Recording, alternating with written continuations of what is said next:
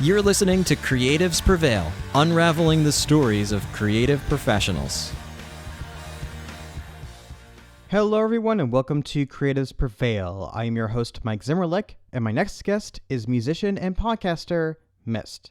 In this interview, we discuss how she started to pursue music at the age of 34 and became the first native Chinese artist to break into Billboard's Top 25 AC chart, as well as her single Can You Lend Me a Smile, released in a record 15 languages.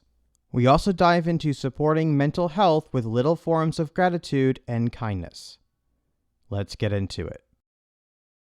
Hi, Miist. How are you? I'm good. Thank you for having me. Of course, it's a wonder. It's honestly, it's such a such a pleasure to have you. Wow, I'm gonna start this really good.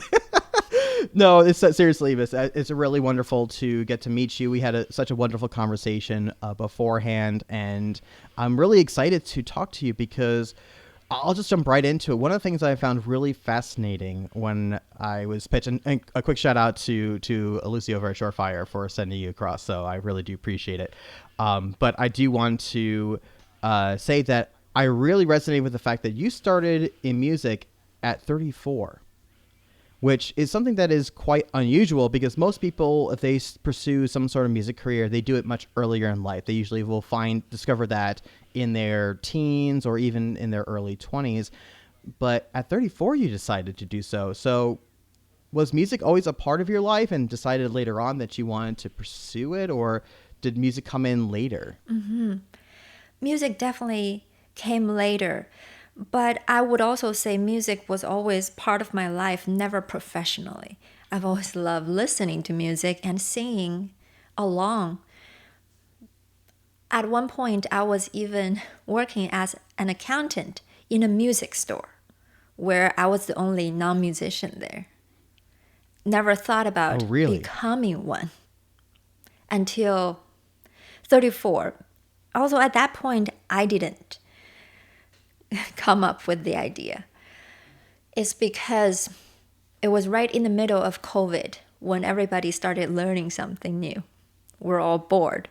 And I wanted to learn just how to play a few simple piano chords. So when I sing, I can actually accompany myself just a little. Every time I try to watch a YouTube video to learn how to play those chords, my husband stopped me. And he said, "You have the ability to play by ear and write your own music. I can see that. Don't let YouTube videos limit how you use your gift." But it was a scary thought to me. So we argued about it every time for 6 months. He wouldn't give up on me, and I wouldn't try it. I was not brave at all. After 6 months, we said, this is enough. We never argue about anything else. We shouldn't be arguing about this. So today I said, I'm going to give it a try and show you that I really can't do this. Then we can stop talking about this. And before I realized, I wrote 3 songs that day. Wow. That's amazing. And what an amazing partner to have to encourage you for 6 months to do something and to give you the encouragement and the confidence that that is something that you can do. And I really like the fact that you mentioned too about how your partner mentioned of finding something that's outside of YouTube videos. And I feel that, of course, you need to have some base, right, of starting. And that's why YouTube is great. There's so much that's out there to at least get you started. But it also shouldn't necessarily be what confines you either, and finding what works for you. And I find that every single creator that I've ever spoke to, there is a common thread amongst them about how they got started or what helped them persevere. But after that, their journeys are completely different. Every single one. There might be some sort of common thread, but after that point, everybody does things very differently from everyone else. Their perspectives on things was completely different. The way they approach things was end up being completely different. And I find that is just what's so unique and special when you are making something that is an expression of yourself in some form or fashion. Thank you. That's what I discovered. Since I wrote that 3 songs, my body felt it. It's like how I express my feelings that I've never found a way to do before. Like you said, is how I express myself. And this became the only way that I could express these deep emotions.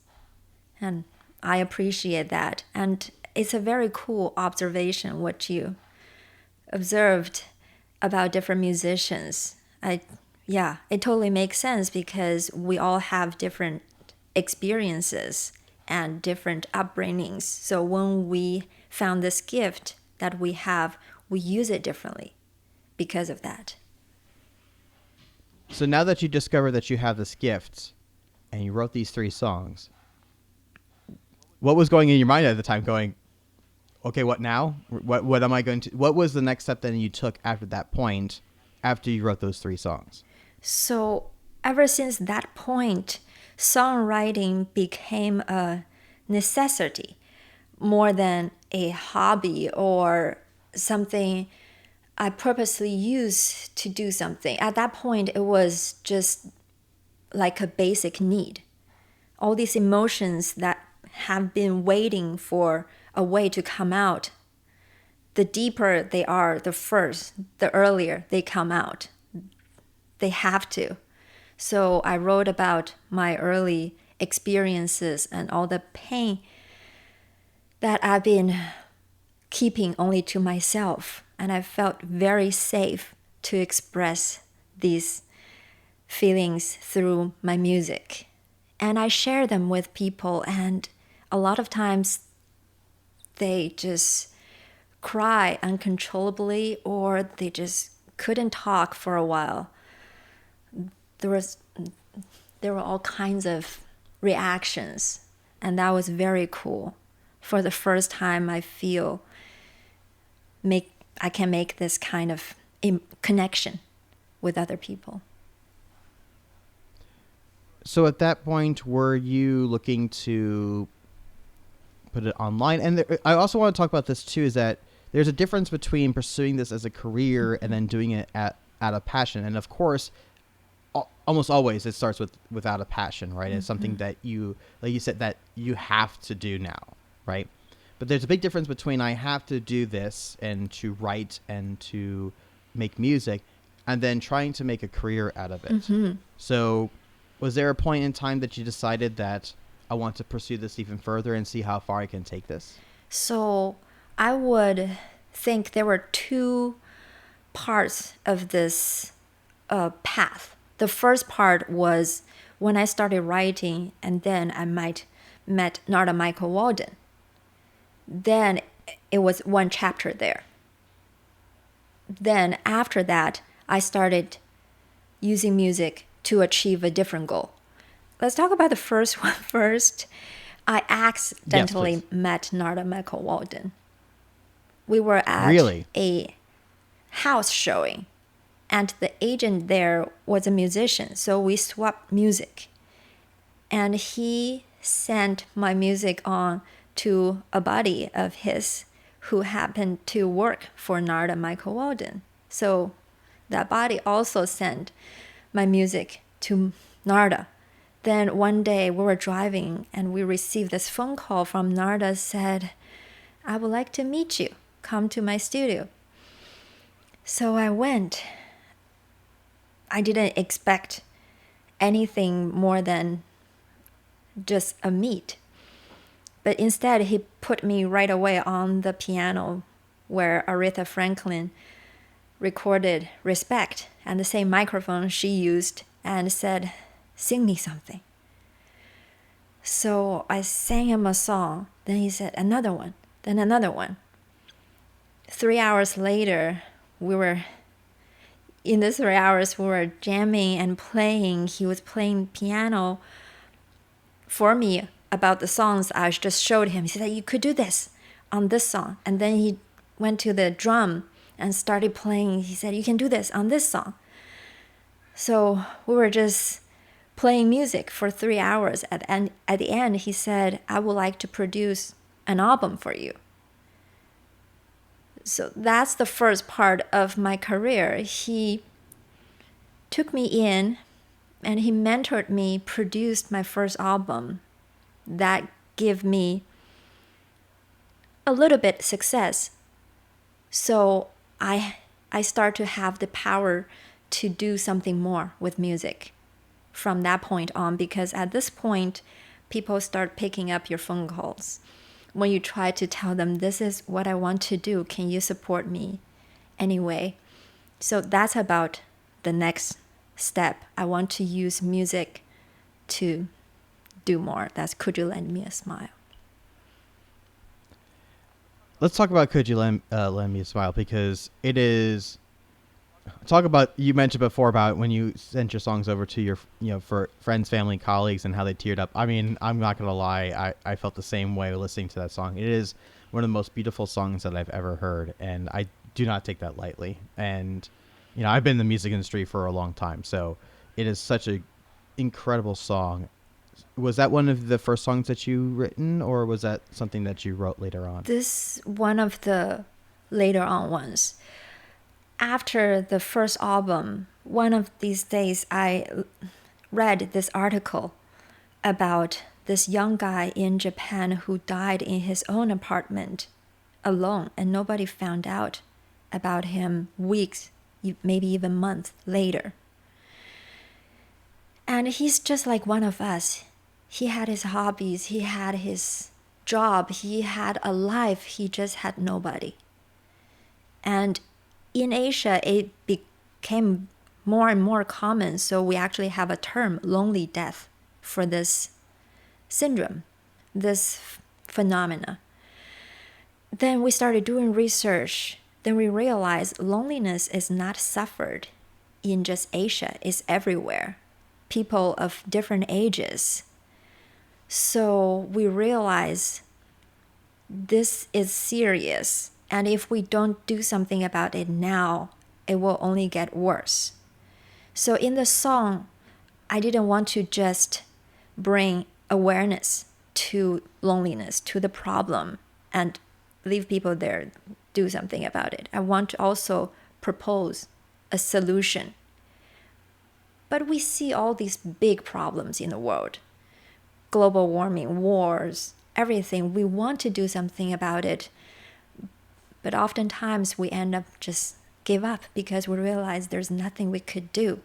So when me and my husband and some other friends, when we think about the solution, we wanted it to be as simple as it could be. So nobody on the earth can say, no, I don't have time to do it. I can't do it. So we just keep on boiling it down to a tiny step. Just give a stranger a smile. Even smaller than that, just let them borrow it for a second. Maybe that will give them enough will to keep living for just a little bit. Maybe things will change after that. Also, like I mentioned earlier, since we realize it's not a one country problem, so we wanted it to be in as many languages as possible. Because I originally speak Mandarin Chinese. For me to understand something, to really feel something, it needs to be in Mandarin. So I understand, even though a lot of people speak English, when you want this message to go to their heart directly, it has to be in their heart language.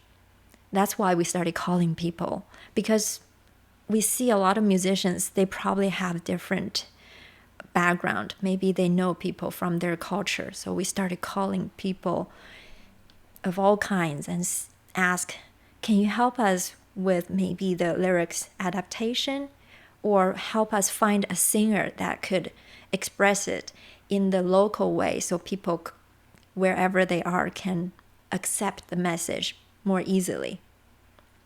So we ended up having 15 languages, mostly, other than me singing 2 languages, they're all different artists.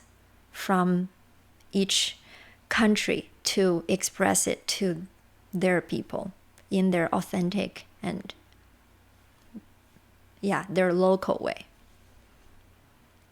That's truly incredible, and I admire you so much for making sure that the message of the song, because you're right, it does matter that it comes from your original language. It's going to mean so much more to you when it comes from your original language.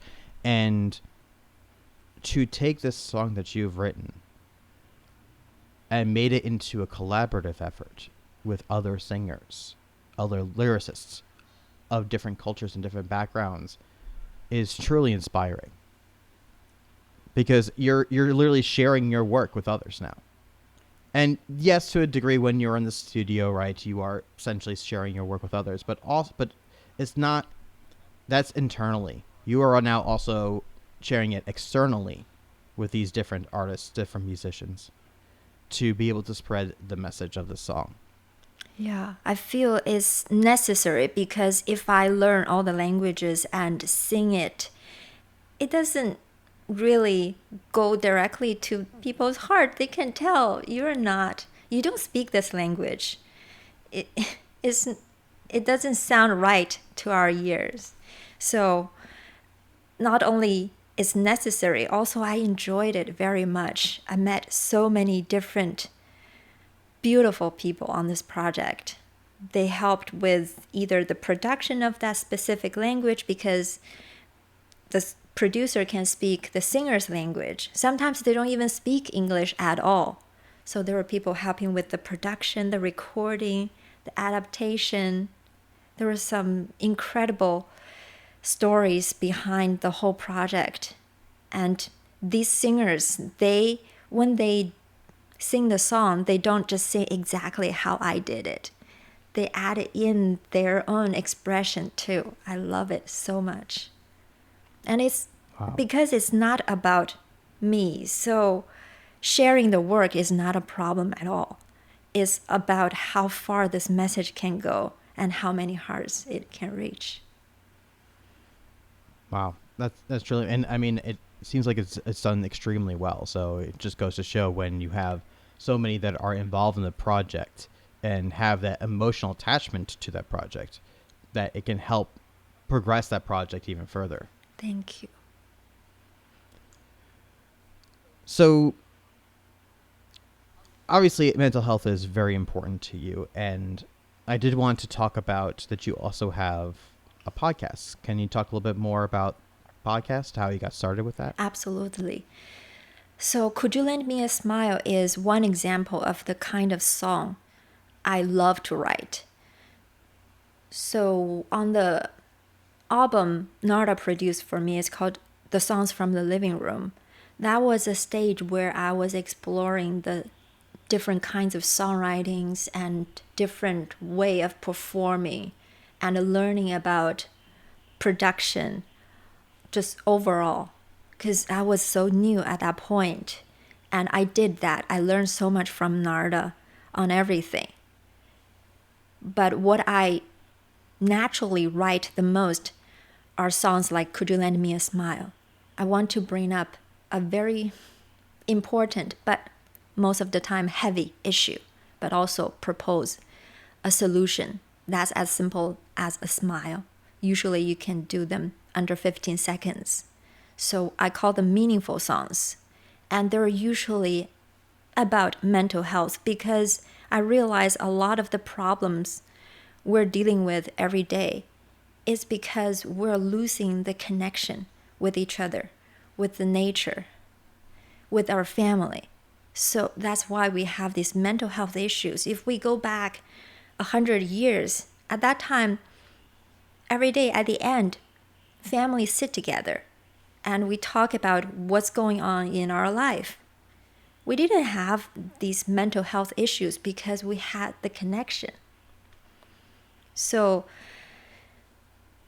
that is my goal, to use music and the podcast to bring back that connection with these simple actions. When Pantheon podcast heard about this idea, immediately they wanted to sponsor me for this 48 episode podcast called Make Me Smile with Miist. So I could have this platform to go into the details of how I wrote each song and why I wanted to write about it. What was the issue there? What can we do under 15 seconds a day to start changing it? And we go into the science behind it, the neuroscience, the psychology behind it, why it would work. Also, we play the song in there so you understand, okay, this is how it works. So each episode is about mental health, but also there's an original song from me talking about the issue. Wow. So it does blend your music, obviously your music, into the podcast itself, so that everything is essentially integrated and tied together. Yeah, it was supposed to be a music podcast, but it's been charting on the mental health podcast chart since the beginning. So it turned into a more mental health oriented podcast.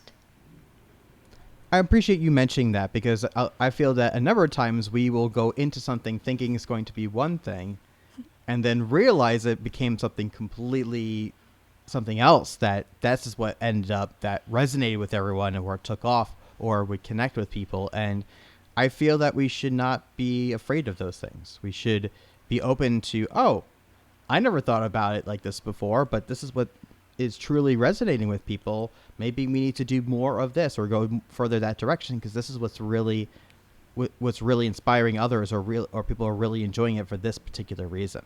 Absolutely. And when we have this kind of mindset, there's really no way of failing, because anywhere you go, you just enjoy the journey. Absolutely. And one of the things you mentioned before about the 15-second, I noticed that you also post those on your social media, these 15-second challenges, and I thought those were fantastic. I was watching one just before we started, and it was about, you mentioned quite a bit about connecting with others, and also the fact of being grateful for something and not something man-made. And I appreciate that fact too. It's either a sunrise, or it's taking a walk, or it's appreciating somebody else that's in your life, whether it's a family member or a friend or whatever the case might be. And I thought that was a wonderful 15-second challenge. And I've been doing that lately as I've been journaling. And that's one of the things I've been putting in my journal every single day in the evening, is putting down something that I'm either grateful for, or a strength of mine, or something along those lines that I can put down every single day. And it's okay. Sometimes I end up repeating myself over and over, but I feel like that's okay too. But just getting myself in that mindset of the things that and not every day, of course, is going to be a good day, but you can still be grateful for something every single day too. Absolutely. And how does that make you feel? It makes me feel good. It definitely is helping. Mm-hmm. So, because again, sometimes you can get down on yourself, and especially for this kind of work, right? When you are consistently have to put yourself out there and to build off of what you have created, and there are going to be good days and there are going to be bad days, and you may get may not get to the expectations that you're looking for. You might get frustrated. You might get depressed because of those things. So I feel that everyone's against you because nothing's happening that you want to, or not getting, you're not getting those connections that you were expecting from others. And I feel that we can get really down and depressed on ourselves very easily for that. And so for me to put down and to write, physically write, I don't type it, nothing like that. I have a physical journal that I write in, I physically write in. And putting that down just realizes how incredibly lucky that I am, that I have the support system that I have, the things I do like about myself. Absolutely. I like that you actually write it down. I think it's even better than just verbalizing it too. When we think about these solutions, we always go back to the originals. Back then, before the technologies, before all these things, people were much happier. why and how. So you brought out paper and you took a pen actually write it down. That's probably something people used to do, and that probably played a part in keeping them happy. It helps with also, I find, with just going through your thoughts and emotions. I think there have been, and don't quote me on this, but I believe there have been many studies that have shown that when you are physically writing something, you end up retaining that information, or at the very least, you're dumping that information out of your brain, so it's not mulling in there all the time. And so I do write. I mean, some days I'll be like, fine, was productive, and that's, grateful for this, and that's about it. But then other days, especially if I'm having intense emotions, I'll write a lot. And sometimes I'll write like a full page or two just from one day and then just whatever my thought stream is at that moment in time that's making me feel that particular way, I'm going to write it down. And I do find that helps. What I also find helpful too is that I can then revisit those. So sometimes I'll go back to those prior pages and see, am I progressing? Am I regressing? I can kind of, it's essentially, it literally is your history of your emotional state over a period of time. And I found that was also fascinating too when I physically wrote it down, is that I was snapshotting, if you will, how I felt at that exact moment in time. I love that. It's like with songwriting too, those baggage, those issues were still your issues, but you processed it properly. Now it has its own proper place instead of carrying it all the time. Exactly. Yeah. And that's actually a very good point. I know so many artists and musicians, they'll use writing to deal with, with their own mental health and as either coping mechanism or just a form of expression. And it's interesting. I never even thought about it that way, that it's very similar to doing journaling in that sense, where you're just now essentially journaling, but in an art form. Absolutely. I never thought about it that way before. Very interesting. So I did also want to talk about something that I found very interesting, which was things that you never leave your house without. And I think this also does come into play with mental health. And I know myself, like, for guys, I'll say was always cell phone, keys, wallet, right? There's some fun songs out there about that too. Cell phone, keys, wallet. And I always check my pockets like, okay, those are the three things I leave the house without. And but I believe you have some specific things as well that you always make sure that you leave without. Yeah. So I always go out with water. I get very anxious if I don't have water around me. Even if I don't drink it, I have to carry it around with me. And I have very bad allergies, so I always carry Kleenex.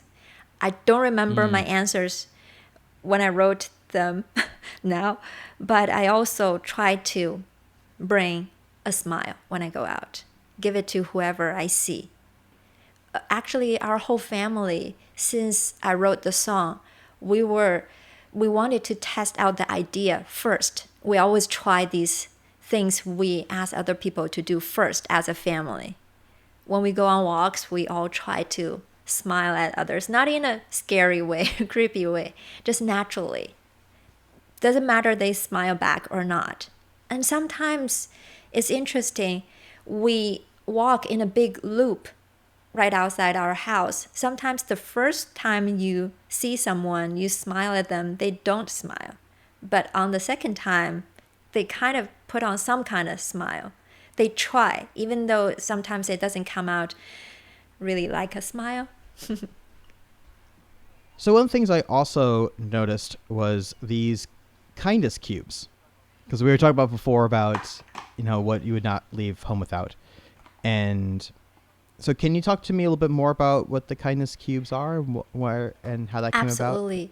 I mentioned that on my podcast, I encourage, on each episode, we talk about an issue and what we can do to start undoing some things we learned that make us more and more disconnected. And they're all 15-second actions. And I actually printed some of them on a cube like this. It's called a kindness cube. Oh, that's amazing. And on top, amazing. it's smile. Oh, is it upside down? Oh, smile. And like the one you mentioned earlier, be grateful, with my daughter's simple drawing. I love that so much. Yeah. So we can keep them on, you can keep it on your nightstand or vanity, somewhere you can see every day. And in the morning, you can simply roll it or pick one out. Like if you pick be grateful today, when you go out, you kind of have this goal in your head. Maybe I'll do it one time today. Be grateful for something I noticed or someone I noticed. And at the end, when you come home, you'll notice this cube is there and it reminds you, oh, I did good today. As simple as that. Oh, I love that. Yeah. And I love that. It actually is fun too. If you do get one, it comes in a flat envelope. When you take it out, it looks like this. You just let it go and it turns into a cube. Oh, that's wonderful. So that makes it very easy to, like, of course, ship out and exactly. things like that. We wanted to be able to ship it anywhere in the world. So it needs to be flat and it's just like a letter. So everybody can receive it. That's truly amazing. And are there different types of kindness cubes and things like that Because too? we have 48 episodes. Each episode has one. So we're planning to have a lot more than just one. Probably 7 of them. But this is the first one. And I actually have a foundation that's giving these cubes away on a donation basis. And we're also trying to raise money to get these cubes into all the middle schools in Marin County. So the teachers, the teachers can use these to help the kids with their stress and their mental health. Because we heard a lot of schools, they have a certain time in the week that the teachers actually talk to kids about mental health. So I want these to go to all the teachers. So maybe if they want to look for something that can help the kids, this could help. That's incredible. Well, good for you for doing that too. I think definitely, I mean, even as adults, we need to have those kindness cubes, but especially children as well. Thank you. So we can start wrapping things up here. I did have a couple of fun questions for you. So the first fun question I have for you is, what is a podcast that you would recommend to others that is not your own? First, I like your podcast. Oh, thank you. That's also cheating, but I appreciate it. Let me think. What other podcast? Oh, I've been on to some... I recently was on Follow Your Dream by Robert Miller. That was a fun one too. Yeah, if people like music, they could also listen to that one. I'll definitely have to check that one out. What are some artists that you are currently listening to? My favorite ones? First, always my favorite of all times is Barbara Streisand. And the recent years, I also absolutely fell in love with Nina. I think it's Mina or Nina in Italy. She's like the queen of Italy. Just when I listen to her songs, I don't understand one word that she was singing, but I just couldn't stop crying. That's how powerful she is. And I love listening to Adele. Oh, Adele, that's a good one too. So I love emotional storytelling kind of singers. And my final question for you is, if you were only able to give one piece of advice to someone else, what would that one piece of advice be?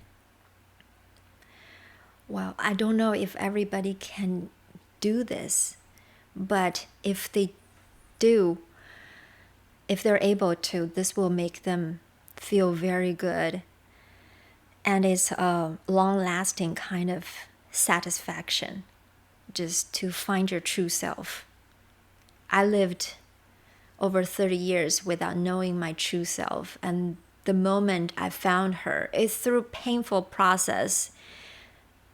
It was through a process that I almost threw away my whole life, but I didn't. Then I realized who she really is. And the moment I met her, it felt better than anything. And I was just saying, it's so nice to finally meet you. Well, Miist, I have to say, this has been an amazing. I really do appreciate you taking the time to talk to us. And sorry, I'm having a little bit lost of words because I mean, everything that you said is just so incredible and beautiful. And I just hope that those that are listening really take these to heart, because, just, you never know in your life when you're going to truly meet yourself, and it might be earlier on in your life or much, much later, but, hopefully at some point in time you meet who your true self is. So, thank you, Michael. I think what you're doing here is amazing. Over 200 episodes. Oh, thank you. Am I right? Yeah, 200 episodes, and even though this recording is going to come out a little bit later, as when we're recording this, tomorrow is going to be our 5-year anniversary. Wow, 5 years, over 200 episodes. That's huge. Thank you. What you're doing, that means inspiring people, and just having these meaningful conversations with all kinds of people. That's huge. You should be proud of yourself every day. I appreciate that. Thank you. Thank you so much for listening to Creatives Prevail. If you enjoyed this episode, please share it with others or leave us a review. They are an immense help. Now go out there and make something happen.